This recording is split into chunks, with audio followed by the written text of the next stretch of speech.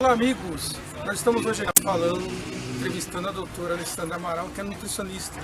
Nós entramos nessa semana do combate e prevenção à obesidade infantil. Por isso ela vai estar dando dicas e respondendo perguntas para você que tem, de repente, a sua criança ou um familiar em estado de obesidade. Doutora Alessandra, segundo os dados do IBGE, quase metade, 46,6% das crianças brasileiras de 5 a 9 anos têm obesidade ou sobrepeso, né? E o que a senhora acredita que tem levado esses números? Então, acho que essa área da tecnologia, né, é muito sedentarismo, né? Cidade grande, crianças que moram em apartamentos ficam limitadas, muito videogame, quase não participam de atividades físicas na escola, né? Então, assim, e os erros alimentares também, né? A praticidade dos fast food, de alimentos industrializados. Então, isso realmente colaborou muito, porque tudo é muito mais prático, mas é tudo muito caloricamente vazio, né? Então, tipo assim, é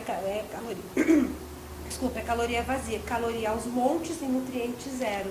E aí as crianças e os adolescentes estão sofrendo muito com esse padrão de vida que foi estipulado para eles agora. Né? Perfeito. E a alimentação inadequada e o sedentarismo podem ser considerados os principais vilões da obesidade infantil? Sim, infelizmente é. Claro, existem outros fatores, né? Existe alguma doença genética, algumas disfunções metabólicas que precisam ser investigadas, mas assim, de um modo geral, né, em percentual aí, se a gente for fazer uma análise bem detalhada, o sedentarismo e a alimentação infantil realmente são os vilões. E a obesidade infantil pode causar nos pequenos problemas considerados de adultos, como diabetes, colesterol Sim. alto, insônia, hipertensão.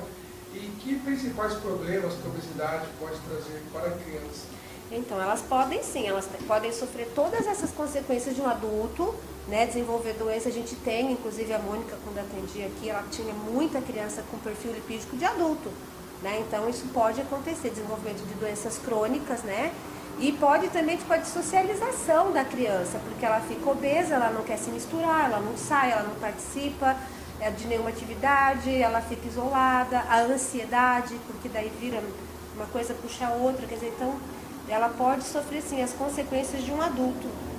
E uma criança, ela tem predisposição para ela ter obesidade infantil? Na fase adulta, tem sim. É a criança que, se a gente não cuidar dela agora, a predisposição, por quê? Porque ela vai aumentando o número de células também, não é só a disfunção, o excesso de calorias, porque se for, enquanto for a gente diagnosticar que é só excesso de calorias e corrigir, ótimo. Agora, se tem alguma outra disfunção metabólica, aí ela vai carregar isso pro resto da vida.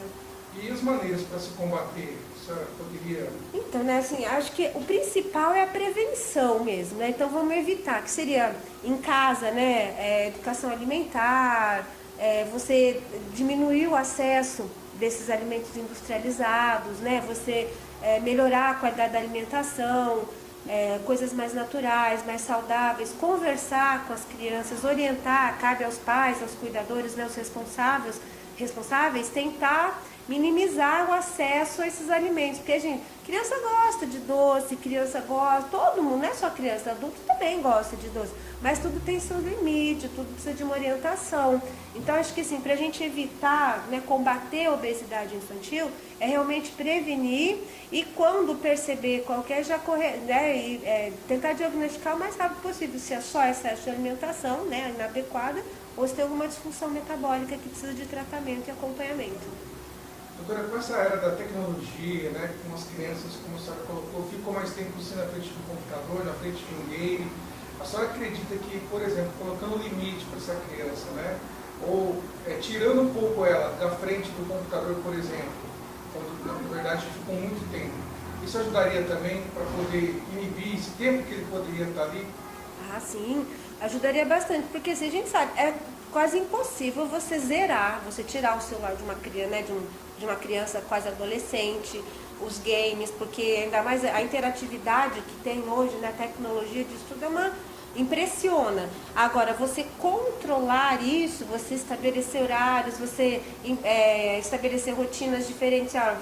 dias de semana você fazer uma prática esportiva extra, sala de aula, se for possível, participar de projetos sociais que às vezes o governo, né, a prefeitura promove, o governo promove, ou se o pai tem condição de colocar em algum projeto, mas a gente pode, isso vai minimizar, vai ajudar muito. E outra, porque você tirar, você minimizar, você controlar esse acesso, você vai permitir que a criança socialize mais, né, que ela tenha contato com outras crianças, com outras pessoas, porque hoje é ela e ela, né?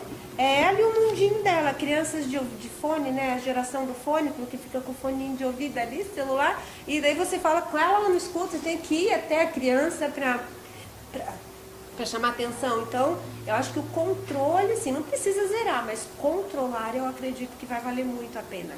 A senhora falou um pouquinho também, citou há pouco, as atividades físicas. É importante também estimular isso nas crianças. Sim. Para que possa combater a obesidade infantil. Porque assim, a caloria, né, o que é a obesidade, assim, resumidamente? Por exemplo, você ingerir mais calorias do que você gasta.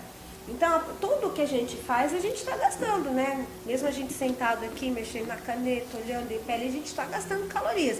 Quando você tem uma ingestão muito maior de calorias, que daí vem da alimentação inadequada, dos fast foods, do excesso de doce, refrigerante, gordura, as calorias vazias que a gente chama, e você não gasta, né? Você só está lá na frente do videogame, do computador, do celular. Então, você vai acumulando, e aí não tem por onde sair, vai acumulando gordura por tudo. Então, a atividade física, além do benefício da saúde, né, que vai melhorar a circulação e tudo mais, o desenvolvimento da criança, tudo na dose certa, né, um bom acompanhamento para não afetar o crescimento, mas é válido jogos, né, jogos coletivos, alguma atividade individual, que a criança preferir, mas é muito importante, sim, vai ajudar muito. E a parte dos pais, eles podem ajudar também nessa mudança de hábito através de alimentos mais saudáveis?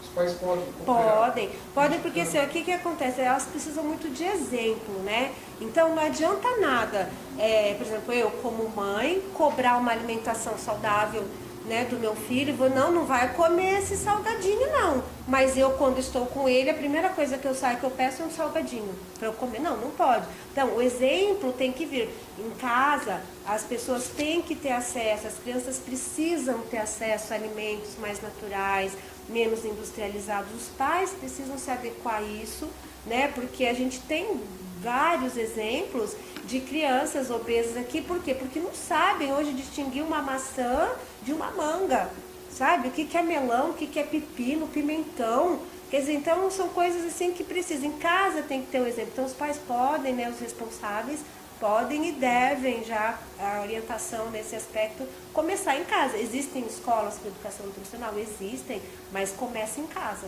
o exemplo de casa. Doutora, também os índices mostram que cada tempo que passa, mês, ano, aumenta-se os índices. E a senhora acredita que, por esse aumento, o que o poder público poderia fazer, por exemplo?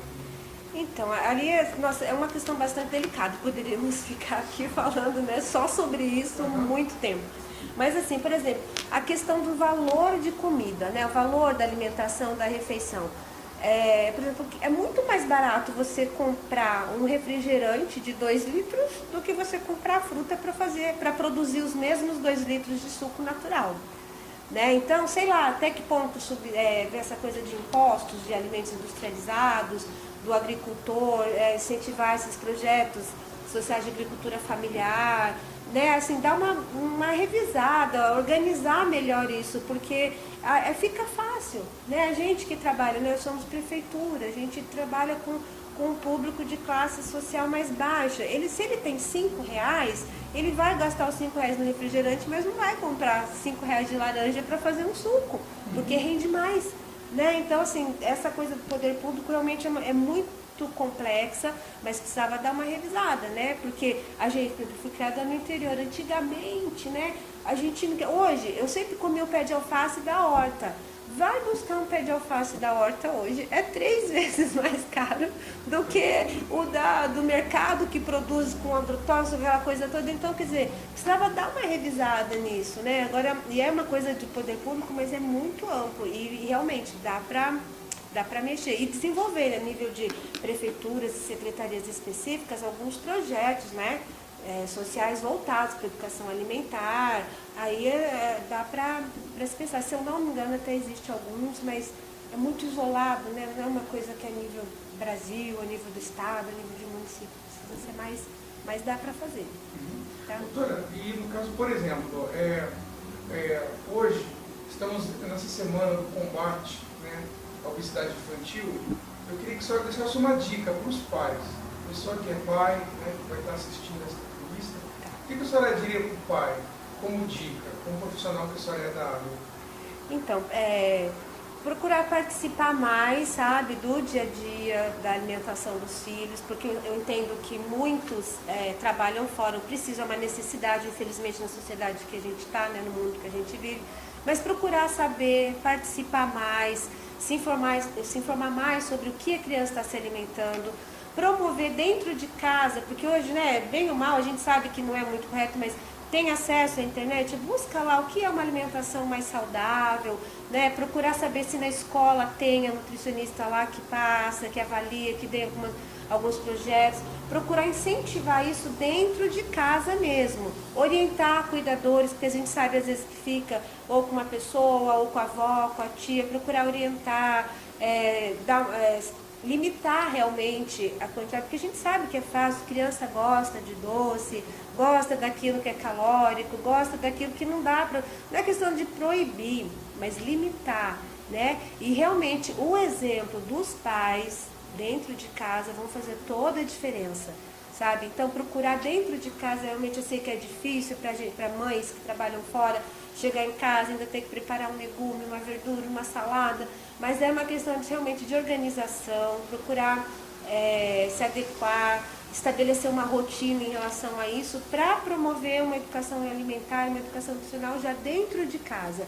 Isso vai prevenir muito, vai ajudar muito, pode melhorar já quem está, né, crianças que já estão com excesso de peso, que já estão com o pezinho ali na obesidade, e pode, né, melhorar muito quem já está obeso.